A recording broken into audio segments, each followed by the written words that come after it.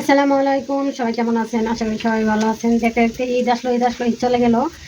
তো সবার ঈদ কেমন কাটলো? আসলে এত কাজের চাপ, আমি কোনো ভিডিও দিতে পারি নাই। তো সবার ঈদ কেমন কাটলো অবশ্যই কমেন্ট করে জানাবেন। তো সবসময়ের মতো ডিউটি শেষ করে আজকেও বাসায় চলে আসলাম।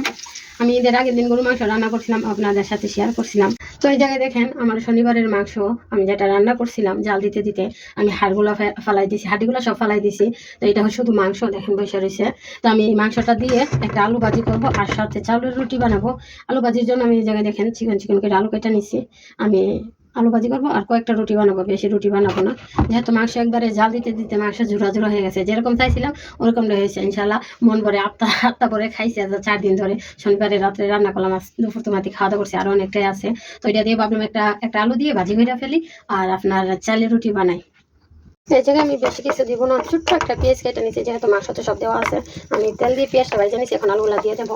আমি আলুটা এমনি একটু ভাজা দেবো। আমার মাংসতে সব ধরনের মশলা দেওয়া আছে, লবণ দেওয়া আছে, আমি আর কিছু দেবো না, দিলে কি বেশি হয়ে যাবে। আলুটা একটু ভেজে তারপরে মাংসগুলা দিয়ে দেবো সাথে। এটাকে আমি এখন ডাইকে ভাজা নেবো।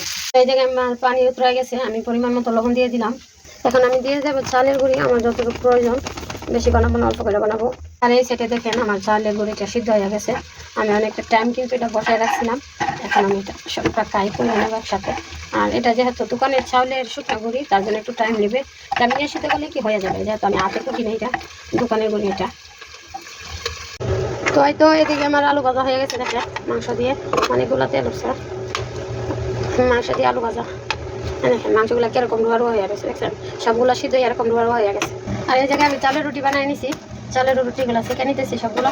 আর এই রুটিগুলো একটু অন্যরকম হয়েছে, এগুলো কি দোকানের চালের গুঁড়ি তো একটু সুজি সুজি টাইপের রয়েছে, এরকম মিহিন না, তার জন্য রুটিটা বলে এই সাইড দিয়ে ফাইটা যাইতেছে।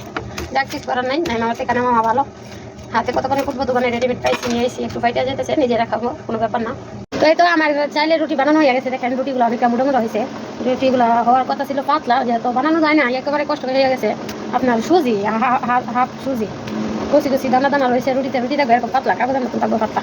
দেখেন মাংসর জোড়া আর মাংস জোড়া দিয়ে আলু ভাজি একটু ভাজি করছি, আর একটু এমনি রাখছি। দেখেন মাংসগুলো এরকম রোয়া রোয়া হয়ে ঝুলের সাথে মিশে গেছে। কিন্তু সবচেয়ে বেশি আমার ভালো লাগছে মাংসটা যে জাল দিচ্ছি পুরো হয়েছে, তো একটা গ্যারান, মানে গরম করলে গ্যারান্টি আমার আত্মাটা বইটা যায়।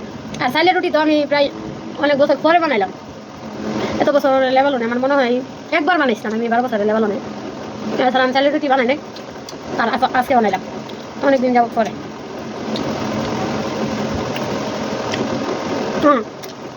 বাংলাদেশের খাবারগুলো অনেক মিস করি। আমার আবার যতদিন চালের কোরবানির সময় কোনো মাংস থাকবে ততদিন চালের রুটি থাকবে, কিন্তু আমরা চালের রুটিগুলো এইভাবে খাই না। আমার আমার সবসময় চালের রুটি বানাইয়া হালকা সেকা দিয়ে শুকাইয়া রাখতো, আর যতদিন গরু মাংস থাকতে রাত্রেবেলা সকালবেলা নাস্তা আপনার রুটিগুলো একটা দিয়ে ভিজাই তারপর কলা হাতায় দিয়ে মাটির হাড়িতে সেক দিত, দিয়ে উলাই দিত, আমরা গরু মাংস দিয়ে খাইতাম। এত মজা লাগতো বলার বাইরে, খানাগুলো অনেকটা মিস করি। কবে যাবো বাড়ি আর কবে খাবো মার হাতে রান্না, বুঝছেন? প্রবাসের মাটিতে সব কিছুই পাওয়া যায়। আমরা একটা মানুষ প্রবাসে থেকে যা খাই যা দেখি, হয়তো বাংলাদেশে কিছু ফ্যামিলিতে দেখি না।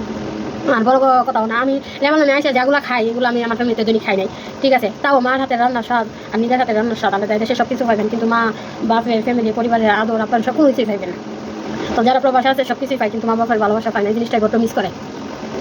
তো আমি খাওয়া দাওয়া করি, ভালো থাকবেন, সুস্থ থাকবেন, আল্লাহ হাফেজ।